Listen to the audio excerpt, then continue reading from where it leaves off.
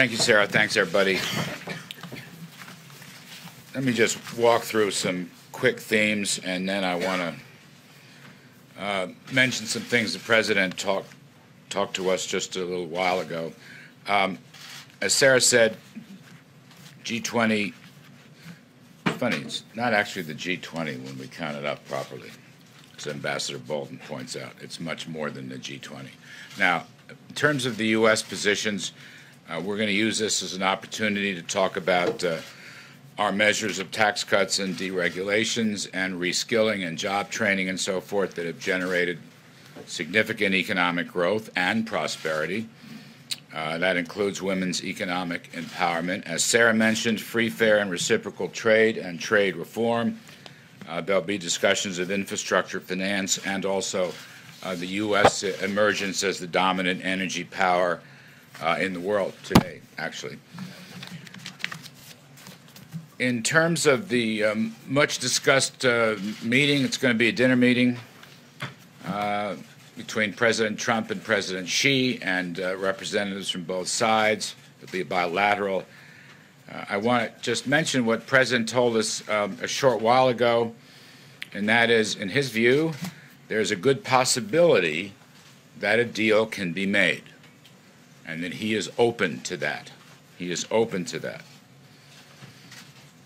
But having said that, some caveats, as always. Certain conditions have to be met with respect to fairness and reciprocity, as we've said many times.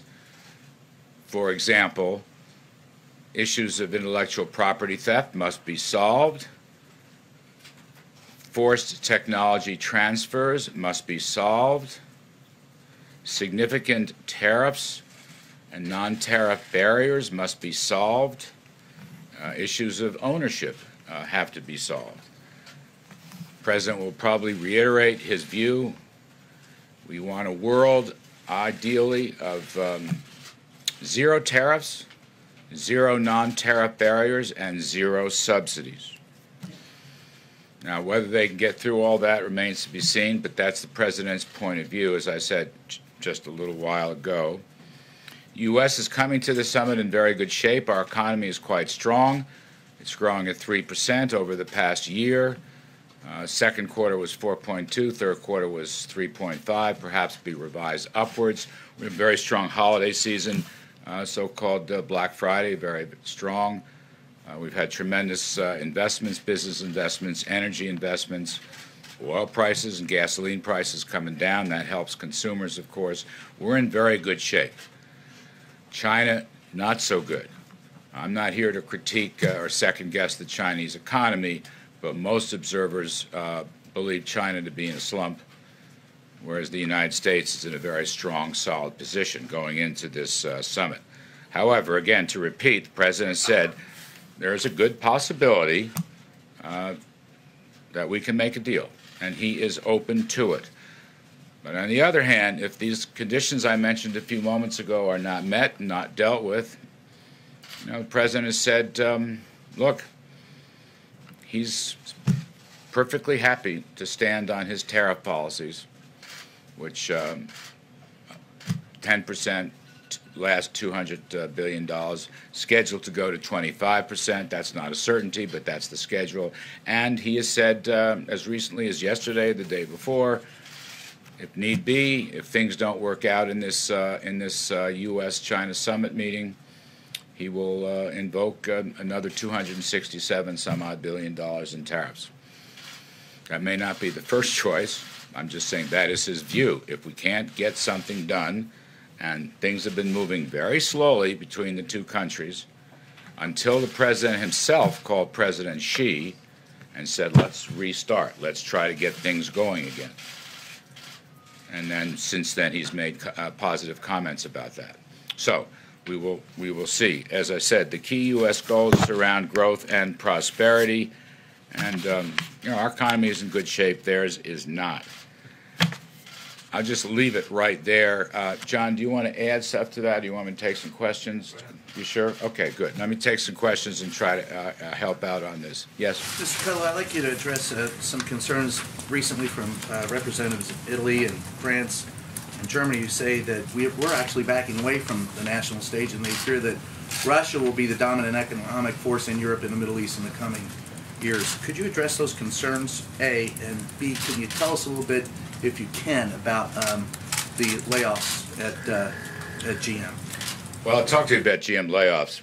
Regarding the Russian story, I'm going to leave that to my longtime friend and colleague, John Bolton. I met with Mary Barra yesterday, and we had a lengthy conversation about the layoffs, the cause of the layoffs. It's a great disappointment, obviously. The president indicated his own disappointment. He believes, as frankly the Prime Minister of Canada, Trudeau, believes, that the USMCA deal was a great help to the automobile industry and to auto workers. And by the way, they made those statements separately. And yet, GM comes in right after the deal. By the way, that deal will be signed in Argentina with the U.S. And Canadian representatives. So there's great disappointment there. There's disappointment that it seems like GM would rather build its electric cars in China rather than in the United States. We are going to be looking at certain subsidies regarding electric cars and others, whether they should apply or not. I can't say anything final about that, but we're looking into it. Again, that reflects the president's own disappointment regarding these actions. Ms. Barrett told me, on the other hand, I want to be completely fair here, it's her business, it may be possible to transfer workers to other plants in Texas and Michigan. I'm not an expert on General Motors. I'm not an analyst, auto analyst, but that's what she said. But obviously there's a lot of disappointment, even anger. I've heard it, again, from Mr. Trudeau, from President Trump, from Democrats and Republicans. Just to follow, do you think it's going to adversely affect our economy coming into the Christmas season and after? No. I mean, look, I don't want anybody to get laid off. I want workers to do very well. I want worker wages to do well, and they are. I mean, that's one of the great things. You know, there's a certain amount of pessimism that I'm reading about. Maybe it has to do with really a mild stock market correction. Let's not forget a couple weeks ago, just on this very point, we had 250,000 new jobs, which was a blockbuster number. Nobody really expected it. With a 3.1% yearly gain in wages and a 3.7% unemployment rate, those are very spiffy numbers by any benchmark in any metric. So again, holiday season layoffs from GM, brutal, all right? Very disappointing. Will it affect the overall economy? I don't think so. I do not think so. Yes?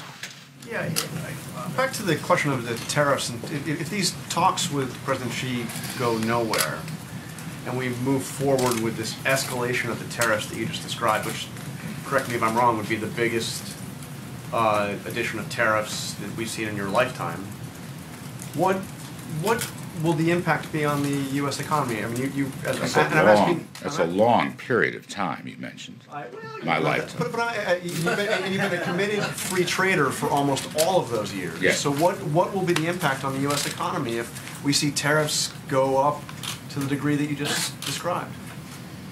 You know, we'll see what happens, okay? I don't want to presuppose anything. The president's going to make up his mind after the meeting. But I will say this.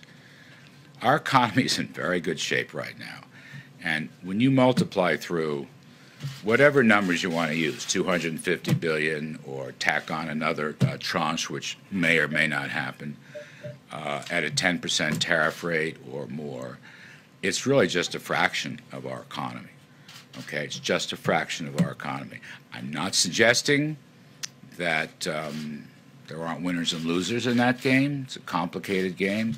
But on the other hand, I think we are in far better shape to weather this than the Chinese are. And I'll say one thing. I appreciate your characterization. I am a free trader. But you have to ask yourself, this is what President Trump has been talking about, is it free trade when there's clear evidence of unfair and WTO illegal trading practices by China for several decades? Is that fair? Is that free? Is it free when intellectual property theft occurs, or when Chinese ownership of American companies force transference of technology from American companies to the Chinese companies. Is that fair? Or high tariffs on agriculture and industrial supplies.